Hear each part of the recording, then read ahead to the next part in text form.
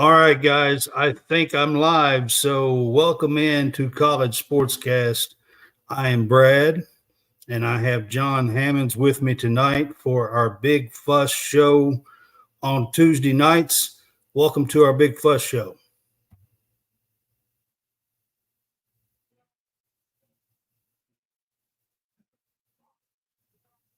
Can I please have your attention? There's all a commotion around here. What are you talking about? Let them yap at you. It's actually very exciting.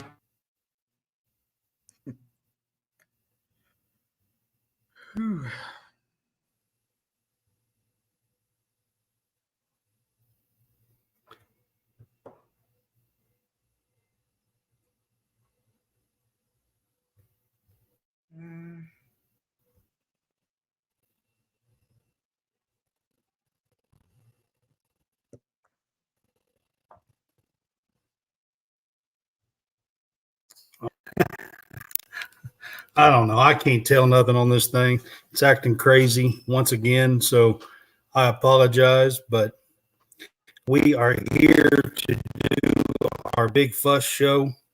And like I said, I got Hammonds on with me. What's up, Hammonds? What's up, man? So great weekend of games last weekend that we got to see, and I haven't talked to you since all those games, but it was a great weekend of games. I'm sure you got to catch a whole lot of them. I did. I watched quite a few. Yeah. Well, all right. We are College Sportscast. We're presented by the Fanboys. We're featured on YouTube channels for Let's Talk Sports, Sideline Sports, the Real Fresh channel. I need to mention State.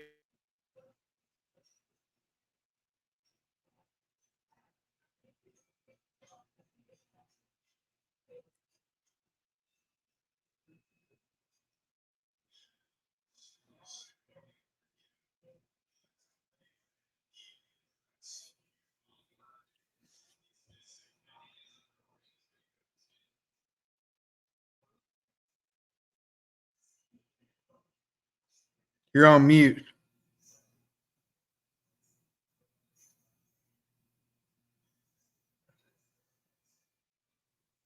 For me. Do what? It just played my little video, so it mutes me when it okay. plays. Yeah. Yeah. Yeah. So that's the reason why. I don't know if you guys seen it or not, but I saw the little video Yeah. for the Big Fuss. All right. You can find us on your Apple Fire TV or Roku by searching up SportsCast app and downloading that, and then searching for World Sports Broadcast Network, and find us on Channel 30. All right. Going to kind of dig into a few things here, some news and hot topics and some things like that this week that is going on in the college football world. The first thing really that I kind of want to dig into and talk about is Notre Dame. On Saturday, this past Saturday, they played Ohio State, and it was kind of a walk-off. Ohio State pulled out a touchdown at the last second and scored as time expired and beat Notre Dame 17-14. But this week, there's been a couple of things come out. So on the last two plays, John, Notre Dame only had 10 players on defense on the field. Yeah. Not one play. The last two plays of the game where the game was on the line, Notre Dame only had 10 guys on the field and no flags. I just wonder. I just wonder, though, had Notre Dame won that game, would they even notice that?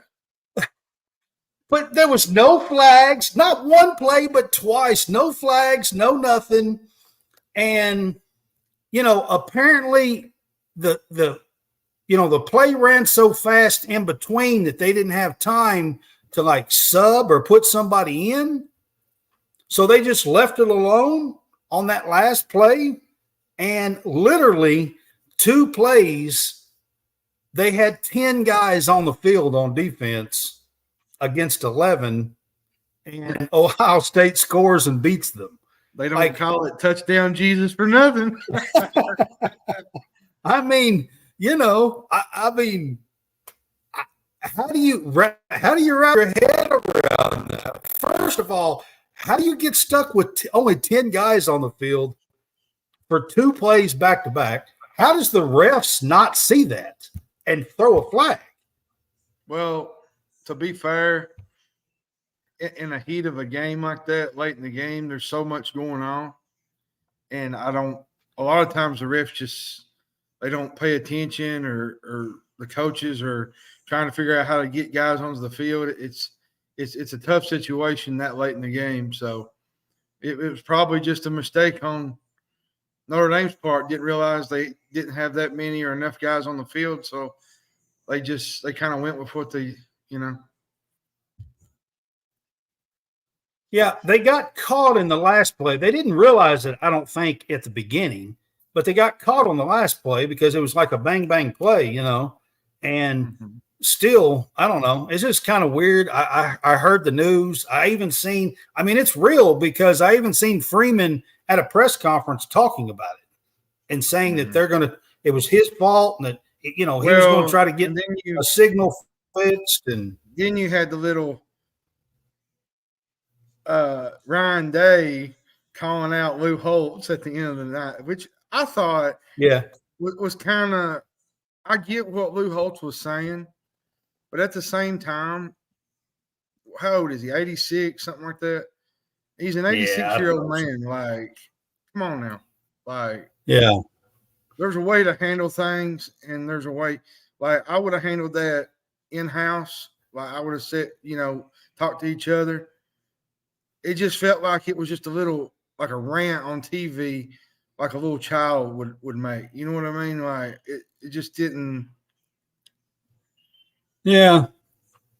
I didn't pay a whole lot of attention to that because I just think it's 2 guys mouthing back and forth for no reason and what whatsoever. got me was he said it's always Ohio versus everybody. Well, at the end of the day, Alabama has that. Clemson has that. It just ain't Ohio State. Like he made it sound like Ohio State was the perpetrators of everything that goes on. Like I don't know.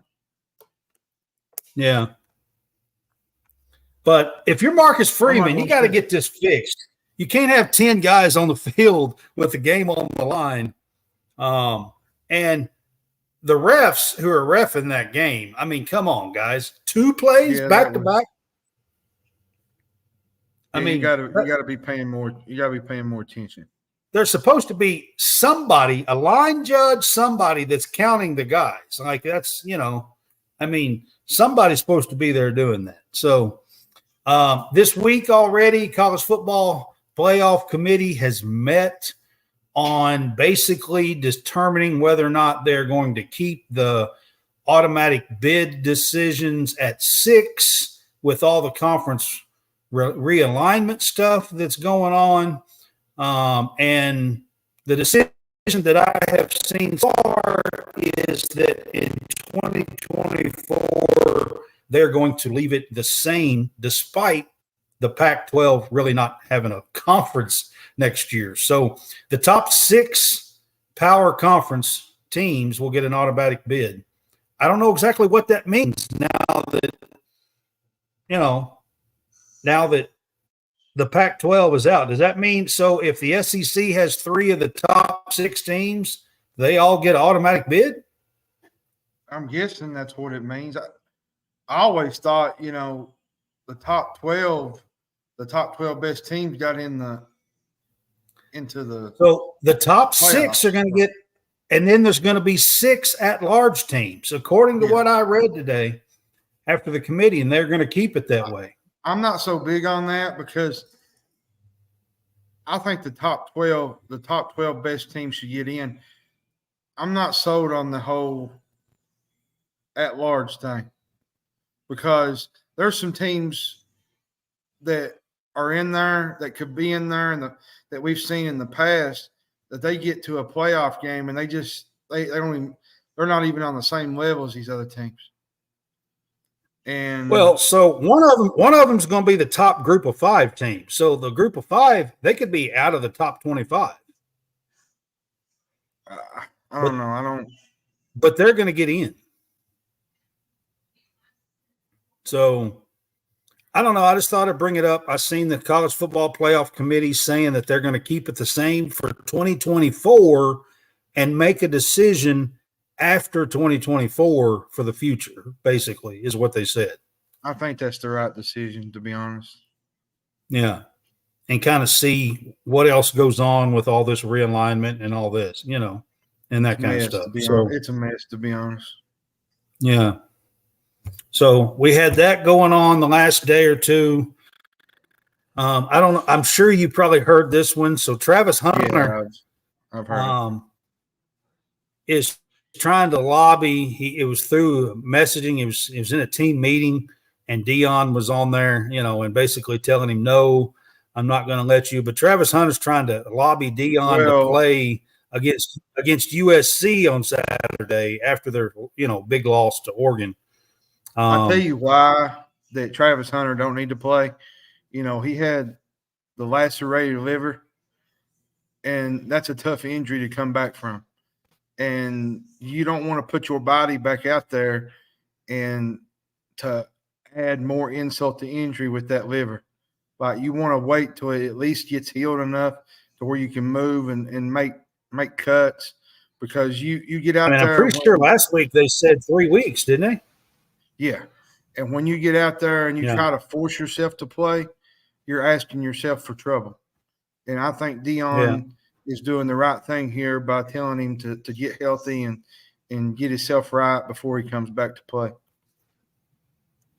Yeah, I mean, I agree with you. I just thought it's a story that we should probably bring up, that Travis Hunter is trying to lobby basically to play.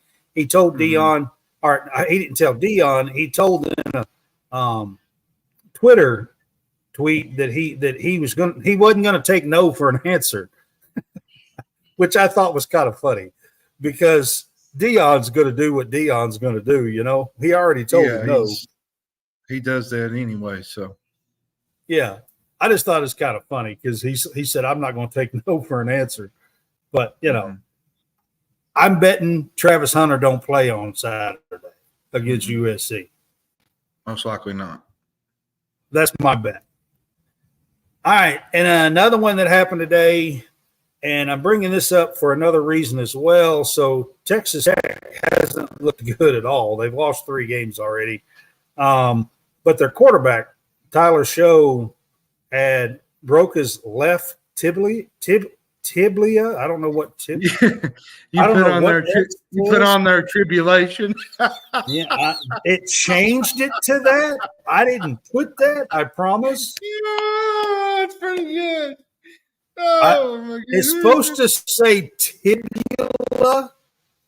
Oh my goodness. That is an awkward autocorrect, is what that is.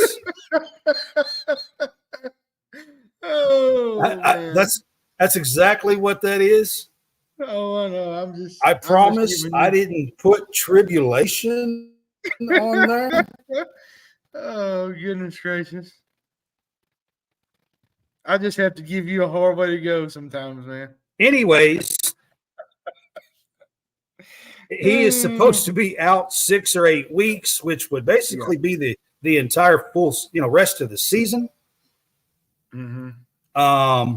And I guess part of what this story is, this is the 3rd year in a row. This is the 3rd year in a row that he's been knocked out and hurt during the season. I tell you, and Houston is not a really good football team.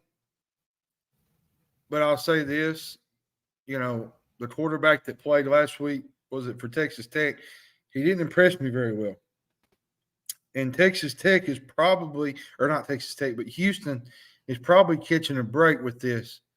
And this is one of those games that could be one of those games where they get Texas Tech loses.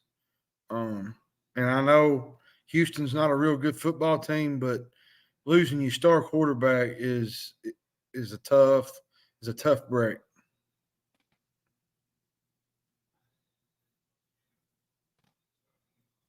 Yeah, I mean he had surgery on a broken left tibia.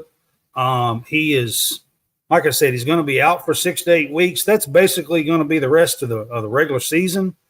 You know, I guess there's a chance that he could come back and play in a bowl game if they make a bowl game. I mean, they're 1-3 right now. Just a tough break for him right now. Yeah. Yeah, I agree.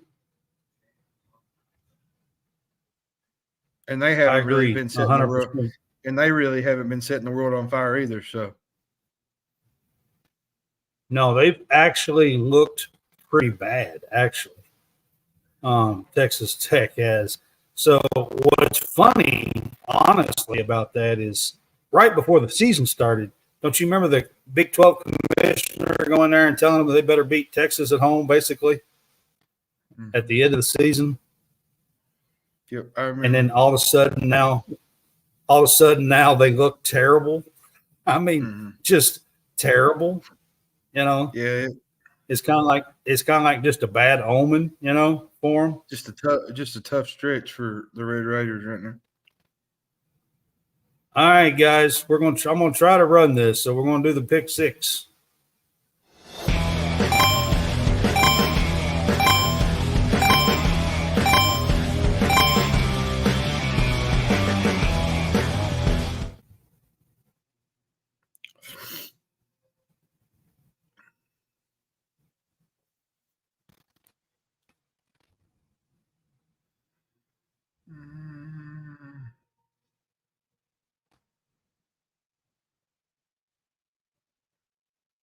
See, and I can never tell if it's actually running or not.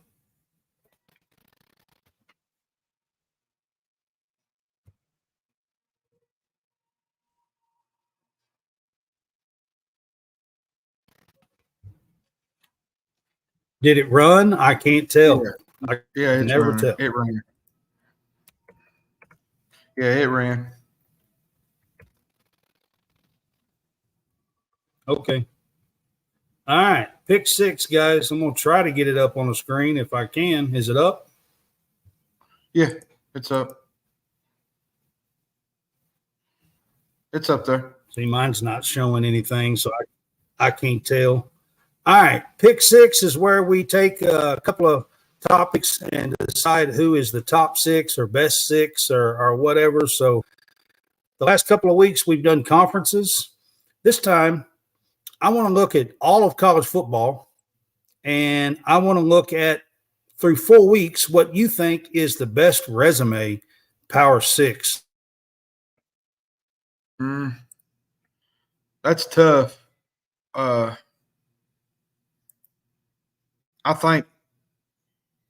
think you gotta go Florida State 1.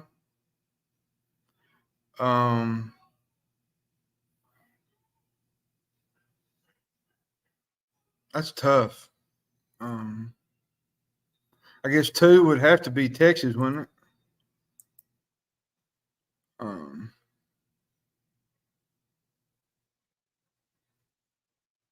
3, I would put Utah because they beat Florida at home, and then they went on the road. They was at home against UCLA.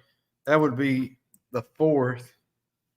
There's not a lot of really good the best resume to me, top 25, would be Fresno State if we was looking at top 25. But there's not really been a lot of teams that have had big-time resume wins. I mean, Ohio State had the Notre Dame game, but you wouldn't put them in front of FSU because FSU's got wins over LSU and Clemson. Granted, Clemson was not ranked at the time, but it still was a big win on the road.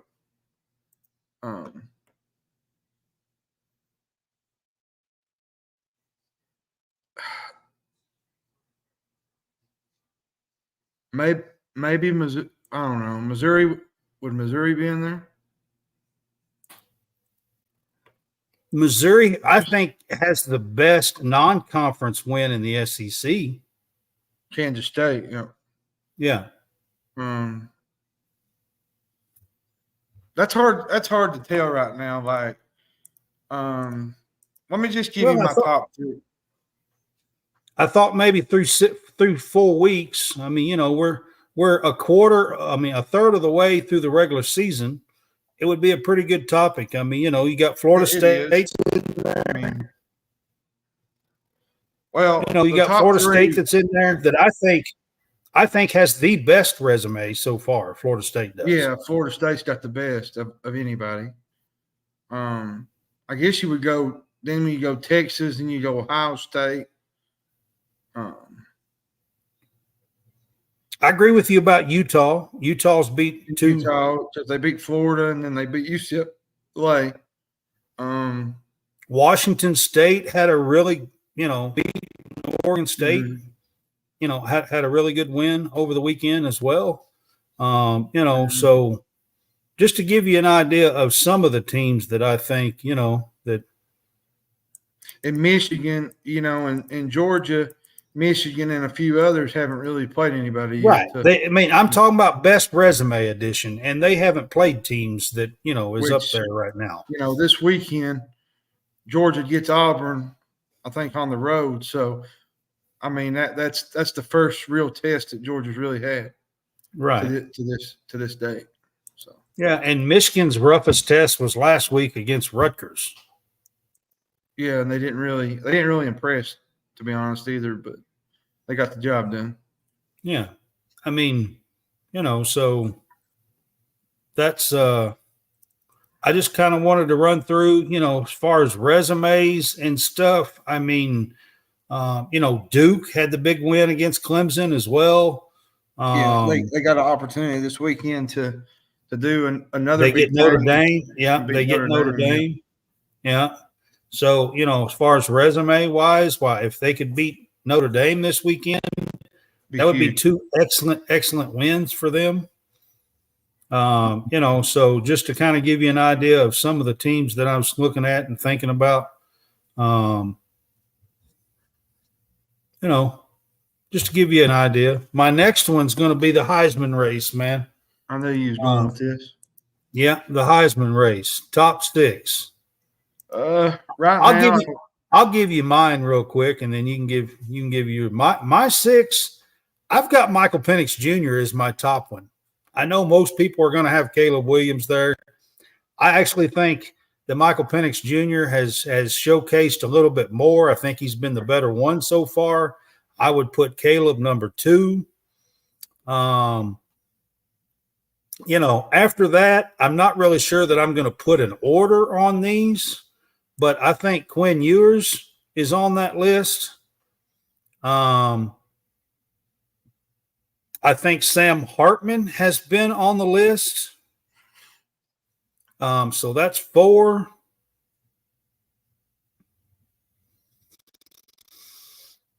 I know I'm going to put a surprise on that most people's probably not going to put. So I'm putting Cameron Ward on that list. Most people probably don't recognize that name, but Cameron Ward has been lighting it up. Accounted for over 400 yards and over 5 touchdowns on Saturday in a win over Oregon State. And he has just been lighting it up. I'm putting him actually above Bo Nix. If you look at the numbers, you can clearly see why. Cameron Ward has been outdoing him every time, just about. So I'm putting Cameron Ward on my list. And then who am I forgetting, John? You're forgetting Bo Nix.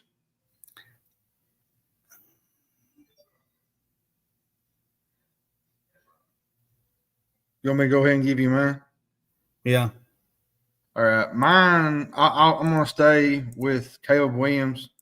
I think he's generational. I think he's the best quarterback in college football, bar none. Until somebody knocks him off, he's the best quarterback. Michael Penix Jr. Second is Michael Penix Jr. Washington, what he's done at Washington is absolutely insane. the numbers that he is putting up is absolutely – last week I really thought California – I'm not saying I thought California would win. I thought California would give him a good game, but they put up 31 points in the first quarter. I'm telling you, somebody that has a really good defense.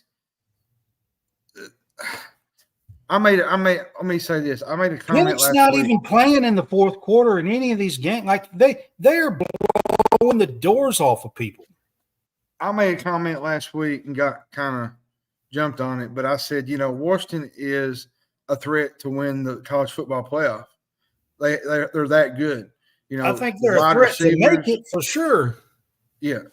They got the wide receivers, got the quarterback, but the biggest thing is their defense. Their defense is what worries me in a tight game because their defense is not as good as their offense is. Well, I mean, they gave up 32 points to California over the weekend, but here's the deal. They played basically the whole fourth quarter with their third string. It's insane. Not crazy. Second string. Third. They put the second string in the third quarter. That's pretty wild. My number 3 would be Quinn Ewers from Texas. I think what Quinn Ewers has done all year has been pretty impressive. I'm going to go Bo Nix. What is that, 4? Yeah. 5th, I think I'm going to go Jaden Daniels from LSU. I think he's, he had that game against Mississippi State, and then, that game he had last week, he really impressed me in the last 2 weeks. He's really turned it up a notch. And I'm going to go underdog here, and everybody's going to say, well, why did you pick this guy? But because he's had such a good year this year, a bounce-back year, I'm going to go with this guy, and it's Tyler Van Dyke from Miami. He's had a really good bounce-back year. Definitely an underdog right there. And I'm going to be honest with you, man. This Miami team is really, really good. And everybody said, well, is Miami picking him over Jordan Travis? Jordan Travis has got – that's my other one. I had 5. My other one's going to be Jordan Travis. There's so many in there you could pick 10 or 12. I'm picking Jordan Travis over Bo. I'm not saying he's better than Jordan Travis. I'm saying from a bounce back status guy, I'm giving my underdog pick to Tyler Van Dyke. Well, I'm just trying to make a little bit of a fuss here since we're doing the big fuss. I'm saying Jordan Travis should have it. Well, you can pick Jordan Travis. I don't care what you do. But that defense is not real good, and Jordan Travis is going to have to win a lot of shootouts this year. Florida State is lucky that they didn't lose Saturday. This is true, but it was at Clemson, a place they haven't won since 2013. And I felt like FSU didn't play really well either. I thought they played good, but I thought they didn't play their most complete game. It was just Clemson played pretty good as well, but it's just it was an odd game. You know what I mean? Because you had Clemson, they weren't ranked. You had FSU, and then it was back and forth. They were ranked in the coaches poll. They were still 23rd in the coaches poll, and they just not in the AP poll. And then Florida State got dropped in the AP poll, which I thought was absolutely ridiculous. We're going to get to that. I got that here in just a second. I don't agree with that, but anyway. We're going to get to that. So. All right, but my Heisman pick here, the one that I have in here that nobody else is going to, is Cameron Ward, Washington State QB. Check him out. Dude is fantastic. Now, do it now. Check him out, man. I'm serious. Check him out. Because Brad Harvey said so. We're going to go on to no-fly zone, and we're going to have a little bit of fun with this, with the no-fly zone. Hopefully I got it up on the bottom of the screen there on the no-fly zone. It's up there. And my first topic, by the way, FSU gets dropped in the AP poll. What? Yeah, that was. What the? I don't even understand. How is that possible? They probably have the 2 best wins out of 4 games in the entire country.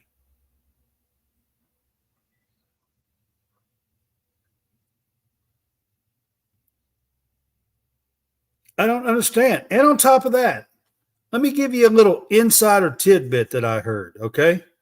Mm-hmm. This was on Sirius XM radio in San Diego, okay?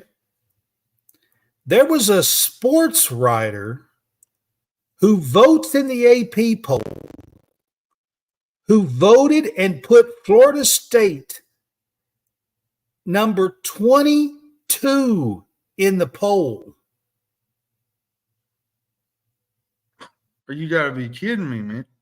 No, I'm not kidding you. That's part of the reason why they got dropped, is because there are people like that. This is an AP voter. He's a sports writer out of San Diego that had Florida State number 22 in the AP poll after they beat Clemson at Clemson. You know what I think? I'm just going to go ahead and say it and let everybody else say what they want to. But I don't think some of these writers watch football. I mean, that's how I feel about basketball. Some of these guys, a clear violation of sports. I'm sorry, but I mean, you should have your AP. You should have your whoever this writer is, and I didn't catch the guy's name or girl or whoever it is. I don't know if it's female, male. I didn't catch who it was. All I seen was a story that was on XM radio, and this sports writer, it was on the radio, said that he voted FSU number 22 this week. Now, or she voted, whichever it was. I'm here to tell you, you should have your AP poll rights revoked. I mean, seriously.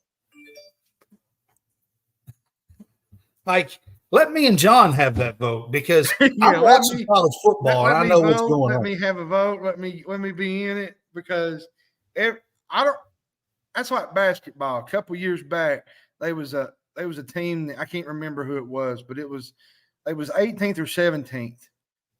And somebody voted them at 25, and they was playing like a top 15, 20 team. And they had them at 25 or 26. Yeah. And I thought to myself, does any of these guys watch football? Who holds them accountable is what I want to know. Because I think some of them just go off box scores and whatnot, and they don't watch a lick of football. Yeah. I mean, if you don't know anything and you just looked at it and you don't know anything about Clemson, you don't know how tough it is, you don't know how long it's been since Florida State won there, and you looked at it and you said, okay, Clemson's unranked, and they beat Clemson in overtime. If you looked at it that way and you didn't know anything, maybe you dropped them. You don't drop them to 22 from 4, okay? But, I mean, my thing is who holds them accountable? Seriously. They should have it revoked. Well, I like what Norvell said. He was talking about it, and he said,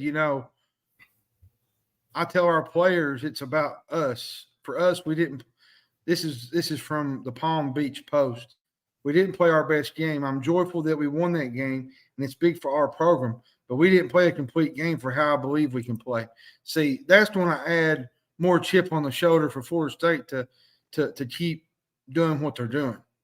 And I think this right here will add even more fuel to the fire to get them to play better. I just think at the end of the day, I'm just going to say it. I've said it. Some people just do not watch football on a regular basis or basketball. and have votes. And they have votes as an AP voter. Right. Which should not happen. I mean, it just shouldn't. No. All right. So my next topic in the no-fly zone, absolutely no fly that FSU should drop in the poll. And I'm 1,000% no fly that this dude should have voted FSU 22nd and then San Diego sports writer.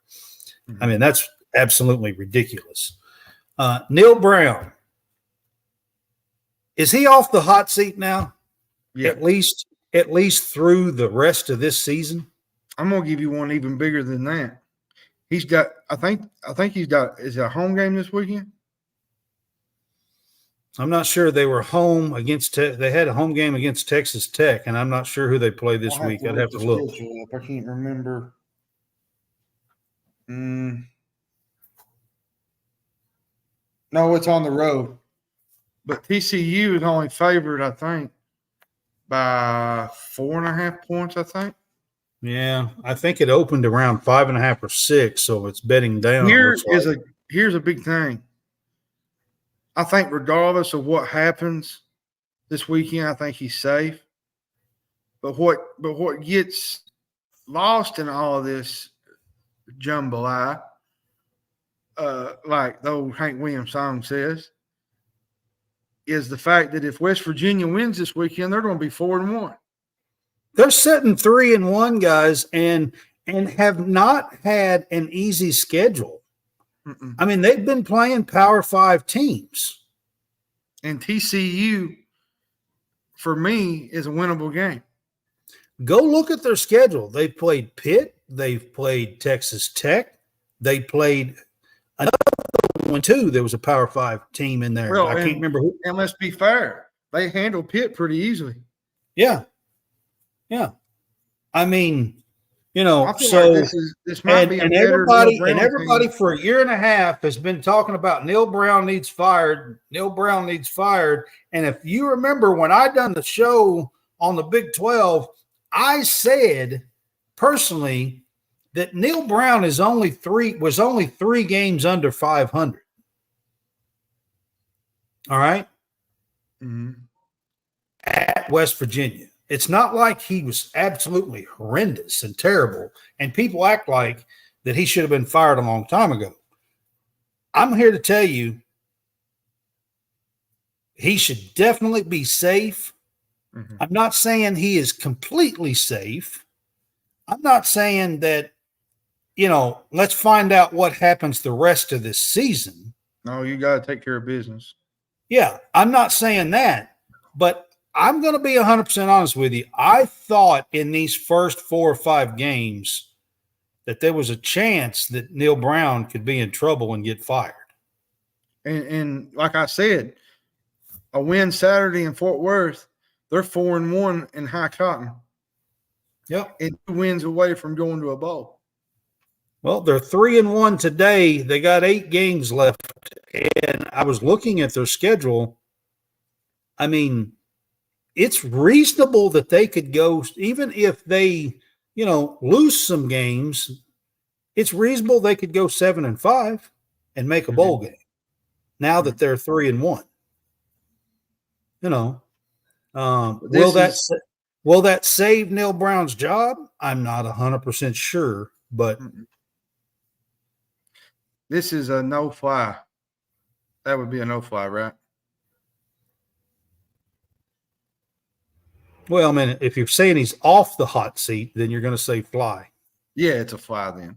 I don't think he's on the hot seat. I think even if he loses Saturday, he was when the season started, but I don't think he is now. I still think he'll have a job. Yeah. Yeah, I do too.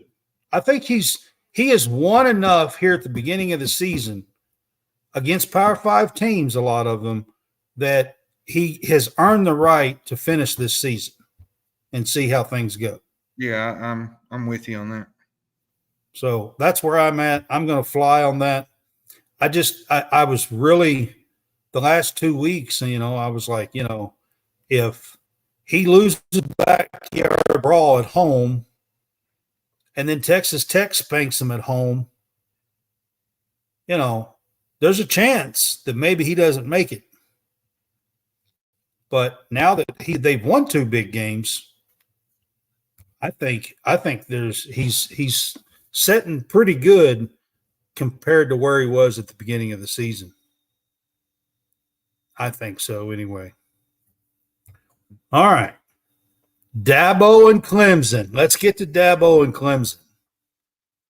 John, seriously, I got a serious question for you. Everybody has been talking about Saban and Alabama and talking about is their run over? Is their dominant run over? Everybody's been talking about Saban and Alabama. Okay? Yeah. Let's take a real look at Dabo and Clemson. Is it downhill from here? I think that are they worse off than everybody wants to talk about Saban and Alabama. I'm pretty sure Dabo and Clemson are a little worse. I think there's a possibility because you got to look at it now. The transfer portal has changed the way rosters, to me, are constructed. You look at what Deion Sanders did. He stripped a whole roster that went 1-11 in 2022. And, they went down to TCU in week 1 and won. And, I think Dabo beat Nebraska. Yeah, beat Nebraska. I think he only had one guy from the transfer portal last year. I think it was Dabo. Yeah. It was Paul Tyson, the former Arizona State quarterback. And I think a lot of this year, though, I got to give a little bit of not really, I wouldn't say credit. Listen, Clemson lost 12 players to the portal. I think Sweeney is the type he likes to get production out of prospects right away. But see what's not being told here is that other staffs are adding to those prospects through the transfer portal. And Sweeney has not been able to do that. Or he's not done that because either he's too stubborn or he don't want to do it, or he's old school and just doesn't want to mingle with the new age of everybody kind of talked about Saban and him kind of being old school and stuck in his ways and stuff like that too, and there's been a whole lot of talk. There's been a whole lot of talk on SEC Network and ESPN and a lot of the talking heads. And you don't really hear a whole lot nationally. Regionally, you do. But you don't really hear a whole lot nationally about Dabo and Clemson. And I'm going to give you a stat, okay? Mm-hmm. So far this year, Clemson is 2-2, okay? Their record's 2-2. They're 0-2 in the ACC. They've lost to Duke and Florida State the first 2 games. Unheard of around here. If you go back to last season, okay, the last 6 games, including the bowl game that Clemson played, they were 3-3. And now they're 2-2. That means they are 5-5 in their last 10 games. Look it up because I did. That's pretty telling, y'all. My guess is the last time that happened is 2010. Because that was the last losing season that Dabo had. Well, and I tell you, the way the landscape of college basketball is moving, and football. You had this, football. You said basketball. Oh, I'm sorry, but football. Excuse me. The way the landscape of college football is moving, and the way it's changing every single year, in the realignments and all this stuff, it's a question to ask whether Sweeney can figure it out and get back to where he needs to be. because this is not Clemson, Trevor Lawrence. This ain't Clemson, T. Higgins, Watson. Yeah. This is a different era. And if I'm a Clemson fan, I'm concerned going forward and just being frank. Well, so the reality is after Saturday's game and losing at home to Florida State, the likelihood that they make it back to the ACC championship game very unlikely.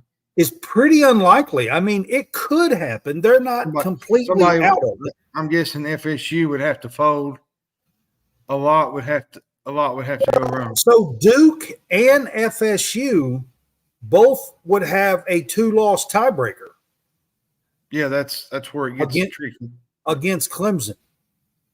So that means that Duke and LSU would have to lose 3 conference games. You mean FSU, not LSU?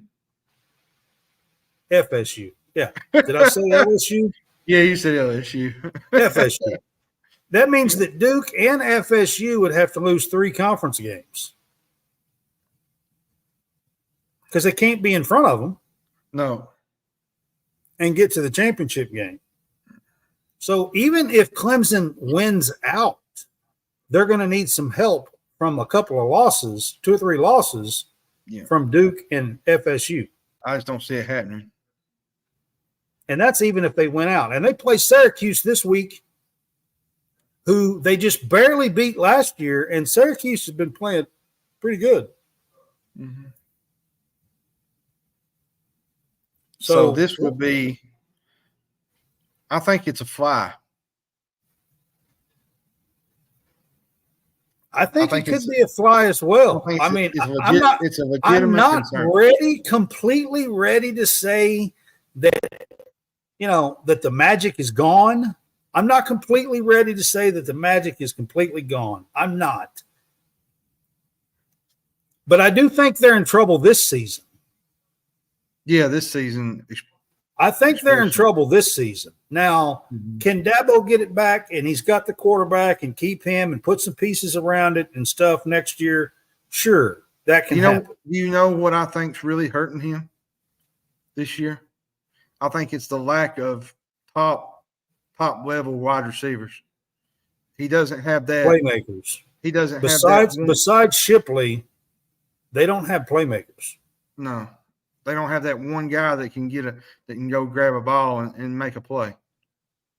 I just don't. When you watch them play, I don't think they have playmakers, like elite playmakers. It's not elite. No, that's what I'm saying. Yeah, that's what I'm talking about. Elite. That's what I mean.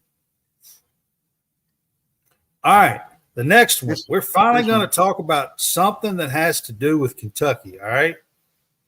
We've been doing this show for 4.5, 5 weeks, and we ain't hit almost nothing that has to do with Kentucky, really. So, Power Pro Football Focus, PFF, is grading Kentucky's cornerbacks as the top 2 corners in the SEC so far. Mm-hmm. Are they the best corners in the SEC? Is Hairston and Andrew Phillips the best 2 corners in the SEC so far? Well, Hairston had the 2 pick sixes against Vanderbilt, and Pro Football Focus grade, they do their thing every single year every single weekend after the games, and he ranked 4th highest among corners nationwide. And on the other side of things, Andrew Phillips ranked 87th best among corners nationwide. Phillips broke up a pass. I think he had a couple of incompletions. Recorded 5 tackles.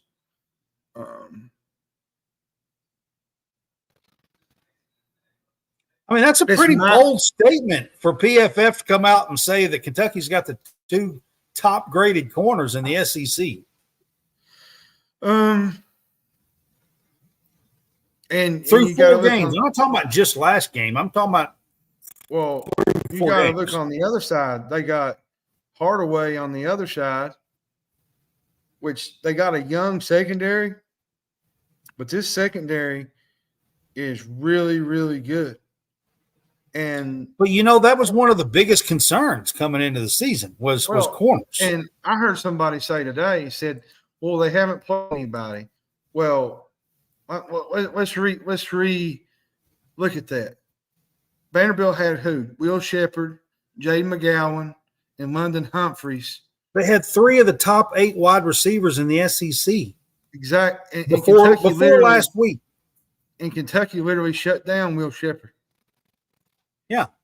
And then the Akron team that we played had a wide receiver from LSU, a transfer wide receiver from LSU, and another one from one of the top programs at Power Conference teams, too. There was 2 of them. And then the other 2 teams had good quarterbacks. Mm-hmm. A.J. Swan. That we played. Yeah. You had the one kid from Eastern that was pretty good. He had a good arm on him. Yeah. I mean, they had thrown a lot of yards in college football, the quarterbacks. Mm-hmm. I think to this point, you got to look at them and think they're probably the best right now. But if you say that, you're always going to have somebody say, well, Alabama's got a couple, Georgia's got a couple. Just saying, Pro Football Focus is making grades after each game, and through 4 weeks, Hairston and Phillips are the top 2 graded corners in the SEC. Listen, Hairston is the SEC Defensive Player of the Week. Today, he also picked up the National Defensive Player of the Week.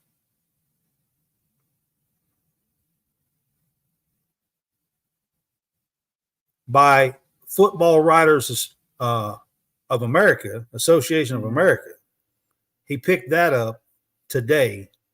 So you got to give him a whole lot of credit. He's got 3 picks in 4 games. 2 of them he took to the house. Yeah. So yeah, that's 2 hard of to them do. he took to the house. And that's hard to do in college football. Yeah. Yeah. I'm gonna say this is a no-fly for right now because there's a lot of other good SEC guys out there. But if I had to pick them early on in the season, I think they're 2 of the best because what they did at Vanderbilt was pretty impressive. Vandy couldn't really get anything traction going. Their biggest test to me will be this Saturday when Florida comes to town. Florida, they're not the greatest passing team. I mean, they got 1 guy on the outside to cover. Ricky Pearsall. They got 1 guy. Ricky Pearsall is really good. I think you'll probably see Florida run the ball a lot more this week than they will pass the ball. We got 2 really good backs, and that's going to – but if you look at the other side of the equation, Kentucky's ranked, I think it's 12th in the country in rushing defense. So this will be a litmus test on how good Kentucky is and how good Florida is, especially their offense against our defense and defense vice versa. Yeah, it will be for sure. Pearsall had an absolute stunning catch last week. I mean, and I'll even go as far as saying this: there's a lot of good games on this weekend, but I'm going to reiterate what you said last week. For this game to be at noon is an absolute atrocity. This might be one of the bigger games of the week. It is, and it always is. Let me hold up. It's been that way since 2014. Yeah, it's been one of the. It's been one of the best games. Florida, Kentucky has been one of the best games of the weekend since 2014. And you can look that up if you want to. But it clearly has been one of the best games. Now, so I'm going to say this. I'm going to say this is a no-fly, and I'm a Kentucky fan. Everybody knows that. But the reason why I'm going to say this is a no-fly is I'm going to wait on Phillips. I think Hairston has played well enough that he can claim he's the top cornerback in the SEC. I don't think anybody can really debate that. I think Hairston, with the pass breakups that he has had, the open field tackles that he has had, the tackles for loss, a couple of them that he's had, the 3 picks, the 2 pick sixes. I mean, I don't think there's another corner in the SEC that could even come close to those claims through 4 games. But I'm going to say no fly because I'm not sold that Phillips is the second best corner in the SEC. And that's the reason why I'm going to say that. We got 4 minutes. All right. Well, my last one is pretty we've kind of beat this one up a little bit, but beat it into the ground, man. I do want to bring it up one more time because there's been an awful lot of hype on Colorado so far this season. I'm going to tell you. And we saw what Oregon did, and they play USC this week, okay? I'm going to tell you. What do you think happens, and do you think is these 2 games going to completely derail Colorado's season? I don't think it will. I still think they get to a bowl game, but they have a big target on their back. And I'll tell you why. Because did you see I don't know if you've seen the video of them running their mouth at Oregon pregame. Yeah, a little bit. It was on social media. Yeah. There's an issue. I mean, I get the trash talking. I get the other things. But to say that they're being attacked is far from the truth. Some of the times they're starting it. Yeah. I mean, especially pregame. If you go back and look at the antics that they are doing pregame, go search at all the pregame antics of the Colorado State game. I mean, here's my thing with this whole hype train thing. They're making it out to be that they're the Miami of the 90s. And they're not on that level. That's not yet. what I'm saying. They only won 1 game last year. Yeah. But the hoopla and all the hype, it's like Miami, Quentin Portis type stuff. And they don't have that until they do something of significance. They're not even in that same. It's Miami .00000001. That's what I'm talking about. Willis McGahee, Ken Dorsey, Santana Moff. Until they prove that they belong, they're still 1-11 last year. Until he gets some people. And I'm pretty sure the year before that they went winless, didn't they? Didn't they go winless? I can't remember. I just think there's too much hype on this, and it's being reveled in like it's the Miami of the 90s, Nebraska of the 90s. I get it. You got Dion as a coach, but there's the media has run this plumb into the ground, I think. And it's made everybody sick of it. You know what I mean? I'm going to call this one. It depends on just what this game looks like, the USC game this week. But I am going to say that it's not going to completely derail the hype. I think there will still be some hype because it's Dion. And they will get a few more wins. Looking at their schedule, I think there is a good chance that they go to a bowl, which will be a huge win for them to get to a bowl. Then we'll have to hear it throughout Christmas about. Well, so if they do, y'all can look. Y'all can go ahead. He will ramp up this roster again, and he will have them talented. That's for sure. Mm-hmm. I mean, it will happen. So not neon prime time for nothing, you know. yeah, I mean, he will absolutely.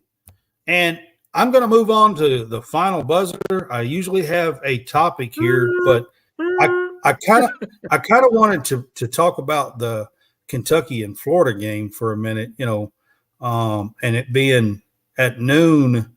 I was upset about it. Mm-hmm. I still don't think it's right,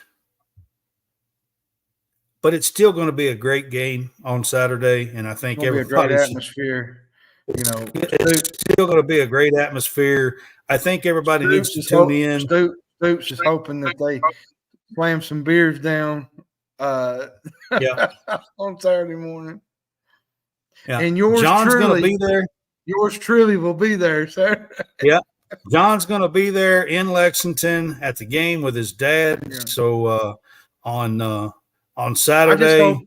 I just hope I come out of there with a win. I don't want to come out of there feeling like we just, didn't do the things necessary to and I want to be honest with you. To me, this is going to be a challenge. And Kentucky's not going to Florida's not just going to lay over and quit. They're going to play. I'm going to end this. I'm going to end this with this thought, okay? Rivals began their gradings and their ratings, recruiting ranking era in like 2002, I think. Mm-hmm. This is the first time ever in the Rivals ranking era that Kentucky has more 4- and 5-star starters than Florida. Kentucky has 13 4- or 5-star starters. Florida has 8. Mm-hmm. And I just want to leave you with that thought. But we'll talk about this game a lot more Thursday when we do the pick'em show. I want to leave you with that thought because that is a super, super telling stat, if you ask me. Now, so our next show is going to be, and I can never change all this, right? It's on there. It's Thursday, not Tuesday. Oh, it says Tuesday, yeah. But it's September the 28th is right, and 8:00 is right. But I didn't change the Tuesday. It should say Thursday. Mm-hmm. Our game day pick'em week 5 will be Thursday night, September the 28th at 8:00. I just got to say something real quick. How fast is this season going by? Pretty quick, actually. It goes quick. This is the last weekend in September already, and we're going to be at October on Sunday. Yours truly's birthday is next Sunday, so mine birthday boy. My birthday is next Sunday. Yep. Yours is. My birthday is next Sunday. What day is your birthday? Or this Sunday, not next. It's this Sunday. This Sunday. Because mine's October the 8th, and yours is the 1st. The 1st, yeah. Mine is this coming Sunday. Two birthday boys. Yeah. So I appreciate you guys being on with us. And I'll say this about this week's lineup. There's not a lot of great games, but there's a lot of depth. You know what I'm saying? Like there's Texas A&M, Arkansas, there's South Carolina, Tennessee, Kentucky, Florida, Kansas, and Texas playing each other for the first time. Hey, that South Carolina, Tennessee game, as far as a Kentucky and Florida fan, that's going to be a pretty big game. Yeah, and you got Texas and Kansas playing each other for the first time. They'll be playing each other ranked for the first time. I think that's the ABC 3:30 game. Yeah. So there's not a lot of great games, but like I said, there's a lot of depth of the games. Like, you're going to have USC, Arkansas, Colorado out west. A lot of people will be paying attention to that one. Arkansas, Texas A&M will be another good one. That's a big rivalry game every year. Then you got the Ole Miss LSU where those two teams hate each other. Yeah, ain't that the that's a night game, I believe, ain't it? Ole Miss is coming off of the Alabama loss. Yeah. Then you got Alabama, Mississippi State playing the nightcap. Georgia going to Auburn, which this probably be Georgia's first big test they've had. So there's a key sneaky game Friday if you want to get it's Utah, I think, and Oregon State. Yep, Utah and Oregon State is on Friday. Yep, and Cincinnati plays BYU Friday. So there's two excellent games to watch Friday. So if you don't like high school football, you can always turn on and watch college football on Friday nights. I don't think Utah gets the love they deserve, man. They got a great defense out there. They're pretty good. And Brad and yours truly, Glasgow, how they doing this year? Tell us about them. They're doing pretty good so far. Having a good year this year? Yeah, they are. They got some guys. They got a guy that's going to walk on at Kentucky, a receiver. I think I'm going to say this for Anthony Wireman, and we'll get off tonight. There's nobody beating Boyle County. I don't think. I'm going to tell you that Corbin defense is pretty scary. I don't know. We'll see. But they're pretty tight. They're pretty good. But I would say to Anthony Wireman that, Wireman, you get on me all the time about every single little thing I post about Corbin. Well, you know what? I'm going to be good, and I'm going to give Boyle County some credit. They got a really good team. They do have a great team, and you're probably right. There's probably not going to be anybody else that can touch them. But Corbin, the only chance I think that anybody has is a absolute just killer defense, and I think Corbin could with the Smith brothers. They got. I'm not saying they will. I'm saying it could be that kind of game. And I'm going to tell you this, and he's a local kid, and I want to give him a little love. His grandma lives probably 5-10 minutes away from me. Kate Elam, his grandma's Carolyn Elam. Bart Elam's son. He's a really good quarterback at Corbin, and he's got a scholarship actually to play baseball at the University of Louisville. So a little tidbit there. He's a really good athlete, that kid is. Right. So a lot of props to Kate Elam.